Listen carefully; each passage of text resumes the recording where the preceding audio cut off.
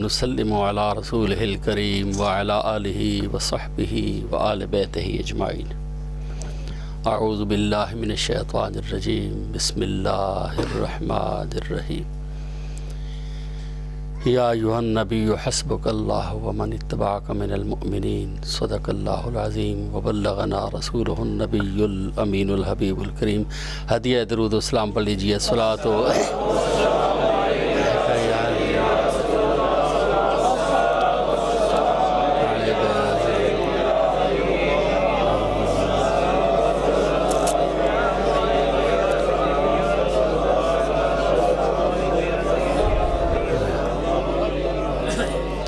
مقتدر علماء کرام، ثناخانان مصطفیٰ علیہ تحیت و ثنا، نہایت ہی قابل احترام،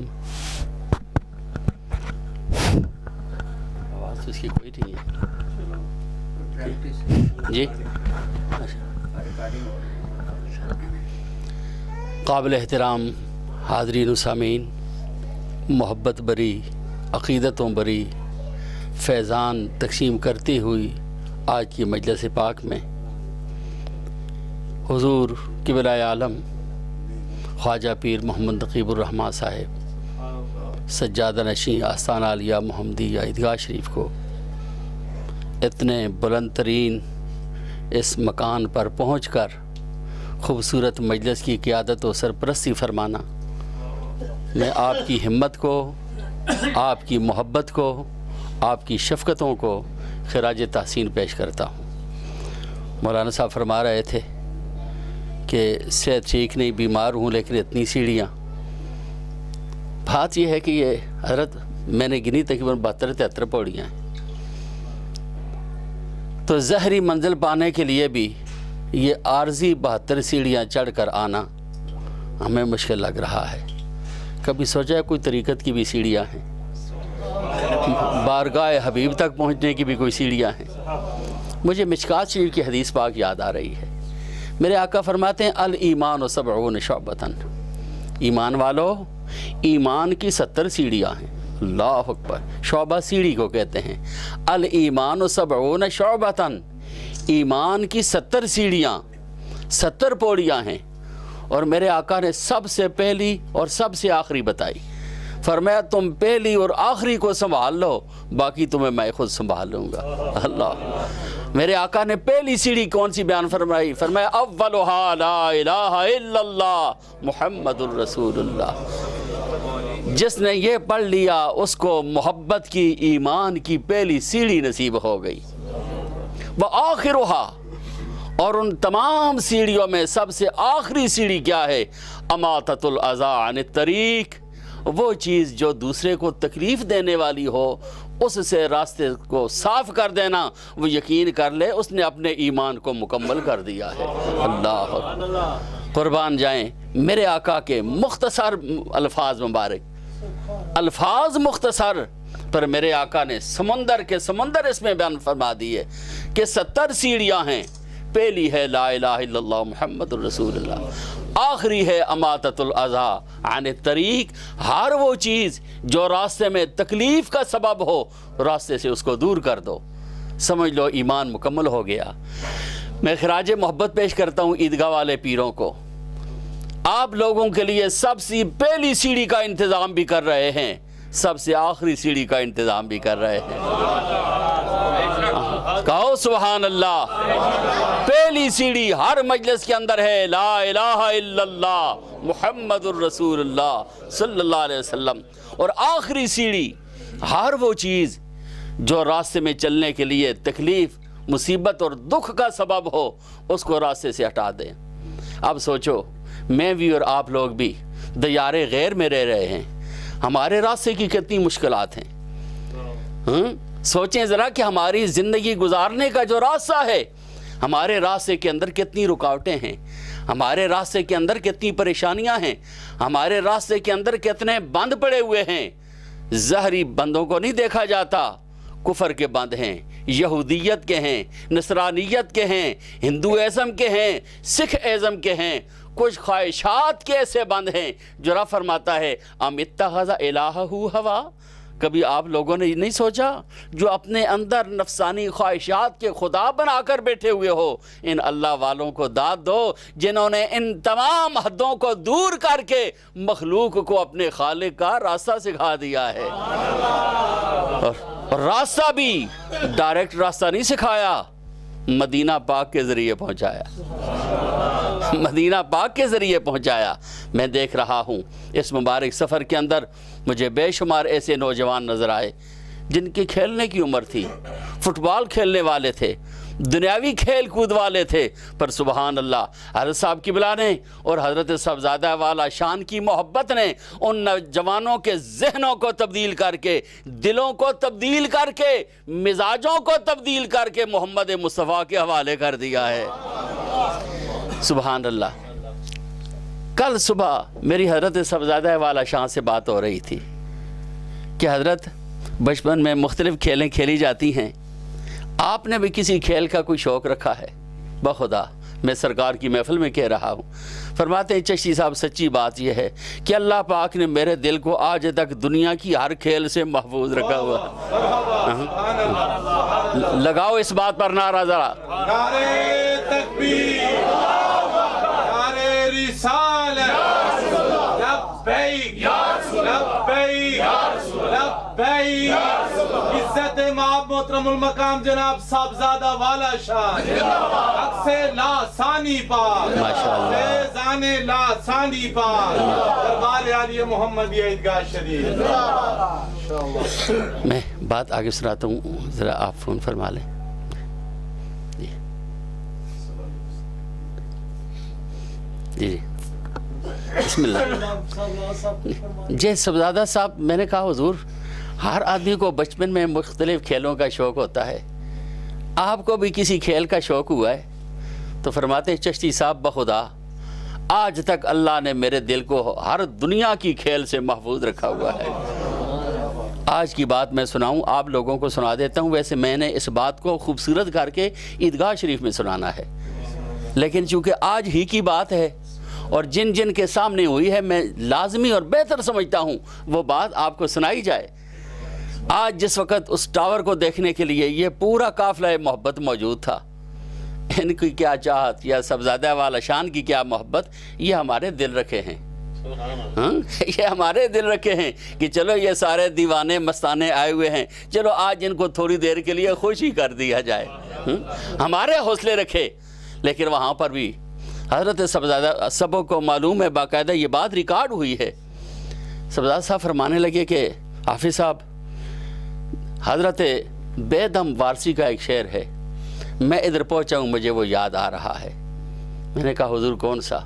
کہنے لگے حضرت بیدم وارسی نے لکھا تھا، کہاں کہاں لیے پھرتی ہے جستجو رسول، ہم نے یہاں کہاں آنا تھا، ہمارے ذہن میں کہاں بیلجیم تھا، ہمارے ذہن میں کہاں فرانس اور پیرس کا دورہ تھا، پر کروں کیا، کہاں کہاں لیے پھرتی ہے جستجو رسول۔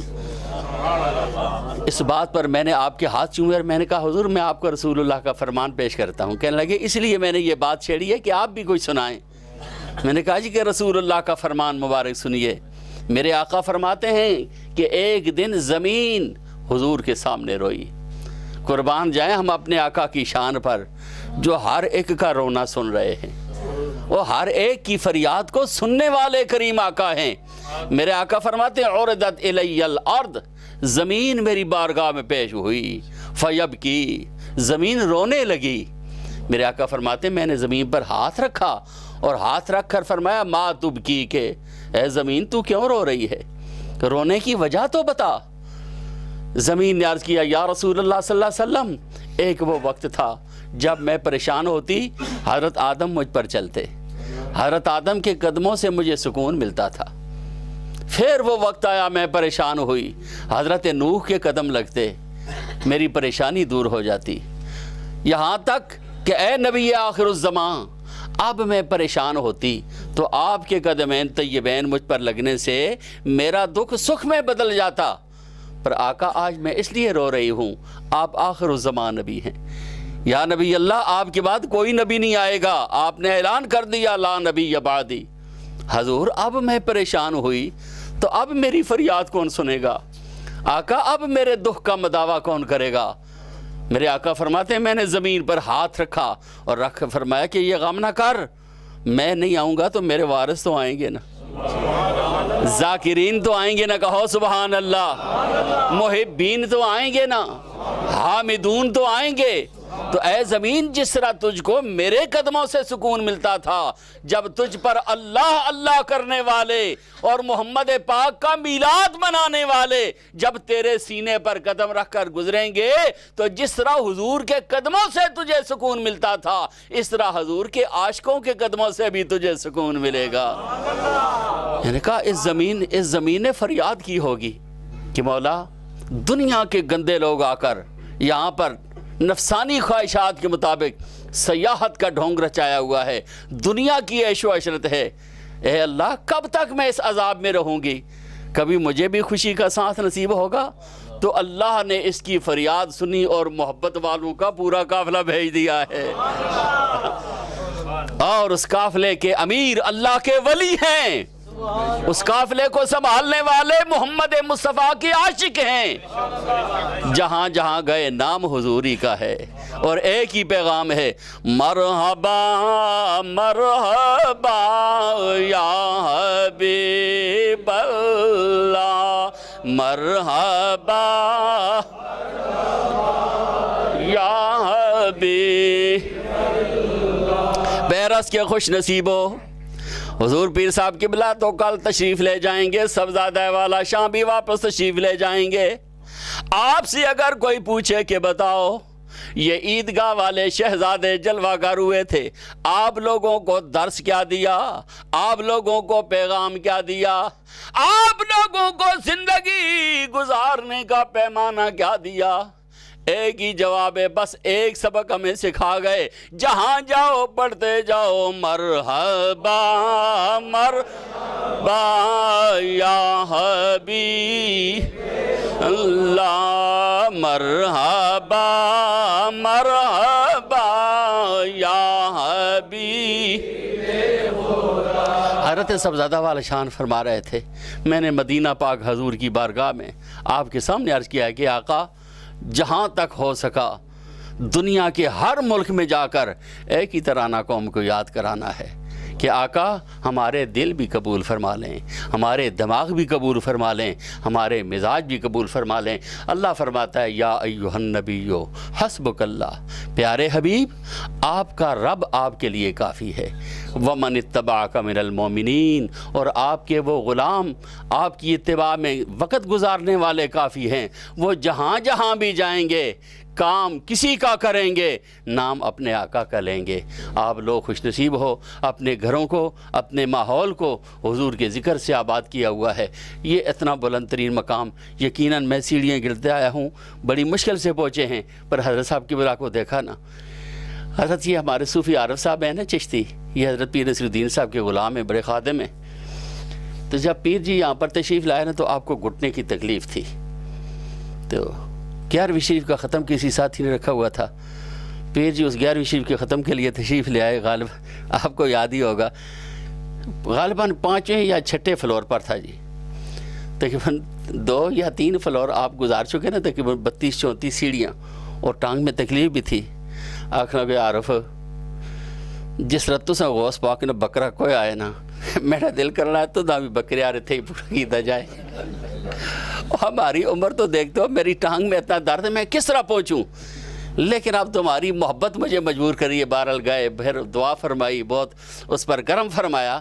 تو حضرت صاحب قبلہ بھی دن بھر کی تھکاوٹ کے باوجود، باقی سارے تھکے ہوئے ہیں اور یہ اشاج بشاج بیٹھے ہوئے ہیں، پتہ چلتا ہے جیسے کوئی سفر کیا ہی نہیں ہے۔ یہ ہے حضور کی محبت کی نعمت، یہ ہے مدینہ پاک سے تعلق کا انعام کہ کملی والے مصطفیٰ زندگی کے ہر موقع پر اپنے غلام پر کرم فرماتے ہیں، دستگیری فرماتے ہیں۔ اللہ کریم آستان عالیہ محمدیہ عیدگاہ شریف کی بہاروں کو مزید برکتیں عطا فرمائے، اور جس محبت سے، جس تیزی سے، جس لگن سے حضرت صاحبزادہ والا شان جا رہے ہیں، اللہ پاک ان کے پائے استقامت میں مزید استقامت اور گنبد خضرا کے جلووں سے ان کے ظاہر و باطن کو منور فرما کر زبان میں فیضان، گفتگو میں فیضان، طبیعت میں فیضان، اور اللہ پاک ہر مقام پر اپنی دستگیری شامل فرمائے۔